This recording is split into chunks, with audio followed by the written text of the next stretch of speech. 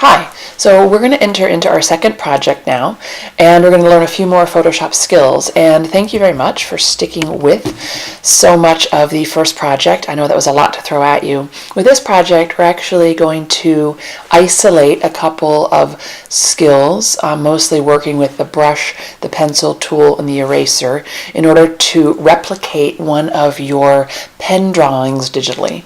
So by having that pen drawing, you have a standard by which you're going to hold yourself as you try and use these Photoshop tools. So let's get started. What you're going to do first is generate a new document within Photoshop. So Photoshop is open. We're going to generate a new document. Oops, I already have it dialed in for you. But we're going to go 9 by 12 at about 300 pixels an inch. Now, prior to submitting this to me on Moodle, you're going to reduce that resolution so that the file size is not the 28 megs that we see it to be down here. But at this point, let's work with high res. So the color mode, now this is going to be a black and white drawing because it's meant to be replicating those Pitt pens that you've been drawing with. So we could take this to grayscale. RGB, watch the image size over here on the right. Watch that 27 or basically 28 megs. When I go to grayscale, it reduces that down to 9 megs. The reason is with an RGB, you have 3 channels, red, green, blue. With grayscale, you just have 1 channel. So you could start with a much smaller file size if you begin with grayscale, and we're only going to work in black and white. But I may talk a little bit about changing the color for future projects, and let's just stick with RGB for now. Okay, even though we're working in black and white, we'll see that in a minute. Okay. So there's our document. I'm just going to enlarge it a little bit on screen by just doing the Command plus key. Remember though, you can use these other ones, zoom in, zoom out. You can jump right to that 100% down here. It gives you a chance to jump on your scale as well. But we're going to have it a little bit here in the middle of our canvas, and we're going to go over here to our tools. So we've learned some of these already. We're going to come down here. Yours is likely to start off with this brush tool, so you're likely to start out looking with it, having it look like that, pardon me. But at that little triangle in the corner, embedded beneath that, if you hold that down, you will see a few other tools. So let's head to the pencil tool. So the second one down. It's going to change our icon then to look like that little pencil. So in this pencil tool, a couple of things you're going to want to know about. The top menu bar up here gives us a bunch of options. The most important one is this number 63. If we click on that to open that up, you can see it says click to open the brush preset picker. It's a whole whack of shapes that pencil can become.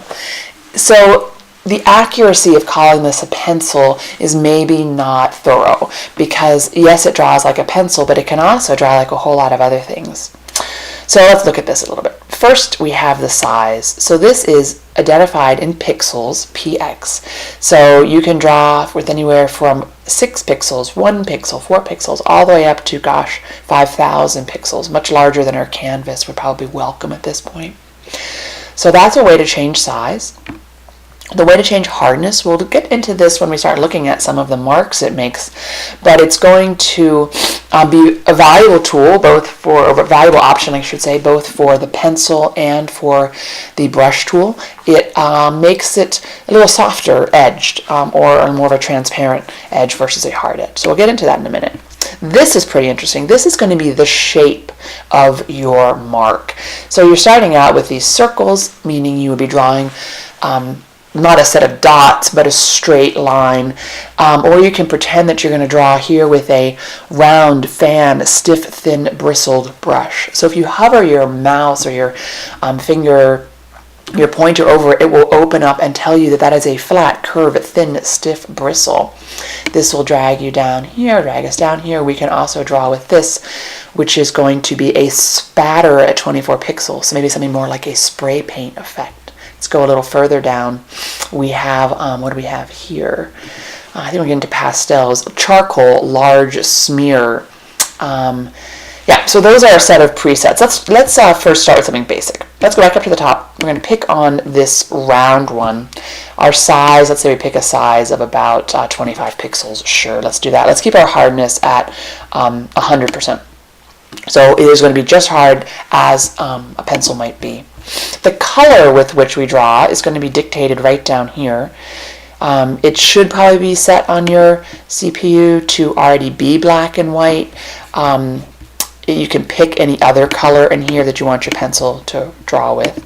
We are going to stick with the black. If you need a shortcut to zooming back to black and white, of course, Photoshop offers it, but in the smallest thing possible. That little teeny thing right there will click you back to black and white. So if you had picked red for your color, now it's red, and you want to quickly go back to black and white.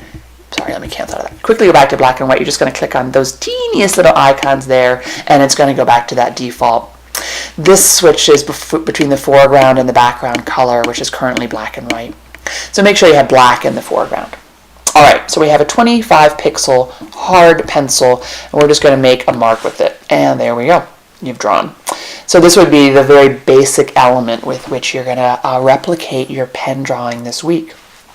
You want to do some stipples, we can do some stipples, you can make some short lines, you can freak out. Okay. Of course, the undo key exists for you. So edit, undo pencil with the Command Z, or you can just do it as a keystroke, Command Z. You have your history over here. I think you're going to start to really enjoy your history this week.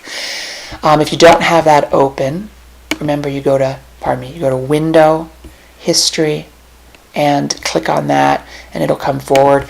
I like to keep my history and my layers as these two embedded palettes.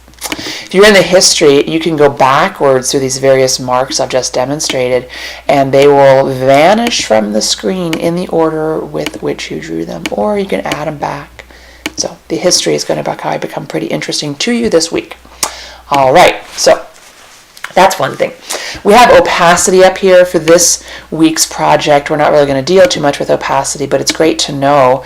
Let me just show you what it does. I mean, if you take your opacity down to 48%, sure, and you make a mark, it's going to be only 48% of pure black. If you take that down to something really little like the 7%, you can barely see it, but it's there. So 7% of pure black. Okay, let's erase those last two pencil marks, which are lighter opacity, and we will return that opacity back up there. Okay, so let's talk again about these brushes. So if you want to increase the size of that brush because you're going around and you have thicker and thinner lines, you can continually go up here and you can change it, and you can start to get a sense of, oh, a 68 pixel pencil makes a mark like that. And let's go down here, a 14 pixel pencil makes a mark like that. Those pixels are relative to your image size. So you have a 2700 pixel by 3600 pixel image currently, right? Those are the current dimensions. So when we're talking about whether or not we have a 14 pixel brush or whether we have a 156 pixel brush, the mark that it makes on your canvas here is going to change. Like let's say you pick a 150 pixel brush, it's going to look different if your canvas was actually smaller. So if your overall canvas was smaller, that mark will look larger or smaller relative to it. So that's something to keep in mind. Another thing, though, that is really helpful, I don't really like to always be going up to this palette and just doing this thing and then coming back down here and doing this thing and then going up here.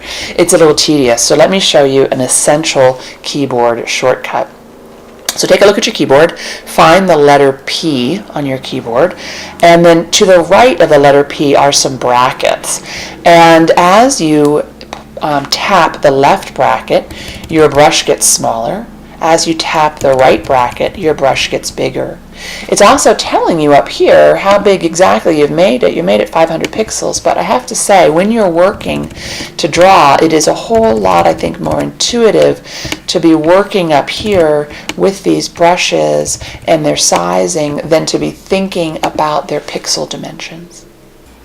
Okay, let's come back here. I did a little edit. Okay, so now let's talk a little bit about that hardness and also changing the color of your tools, because in other projects this might be interesting to you. So we're going to come over here to the back to that pencil tool, but we're going to switch to brush. Okay, we're going to pick the brush tool, and we're going to go into here and we're going to go into here and pick what is this one? If I hover over it, it says spatter, 24 pixels. Let's see what that does. I'm going to make that tool a little bit larger on using my brackets on my keyboard, and I'm going to make that mark. So I have opacity of 35% here. Let me raise that up and make that mark again. Okay, so that is a sort of a more calligraphic mark, kind of interesting. You can go in here on some of these tools. Let's pick something like this. And what is that one going to be called? Let's hover over it. It's going to be called the soft round left hand pose. Okay, I can't pretend to understand Photoshop's designations here, but let's draw with it. So it's a very soft mark, not appropriate for this project, but I just want you to know a little about this tool. And here you can adjust the hardness. So let's take that hardness of that up to 60%, and you can see that the way that the edge diffuses is not quite as broad as when it was at the lower hardness. Take the hardness all the way up to 97%. We're going to make that mark, and that edge diffusion, let's zoom in and see what I mean. That edge diffusion there is hardly visible at all. So up here, that edge diffusion was set, what, it was 35% or something, very nice and diffused. As you change your hardness, it starts to be not diffused at all. So some things to know about and play with are the palette here of options that exist within the brush and the pencil tools, and then the effect of changing the hardness, and then the shortcut for changing the size on the keyboard. There can be some totally goofy things in here, like for instance, here's a star. So if I come down here and make this large, I think I'm still in that other tool, there's actually the ability to paint with, oh, here, a maple leaf, or whatever leaf, I won't even pretend to hazard a guess. Let's zoom in on this. There you go. I'm going to paint with a leaf. There we go. If you can imagine a project where that's useful, heck, now you know where it is. But if you like things like that, let me show you another little cool attribute. This little gear up here.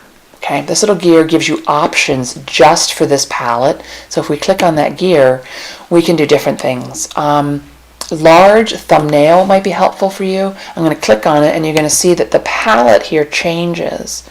So those really small brushes that we were looking at a minute ago have changed to larger ones. I find that takes up too much space, but you might like it.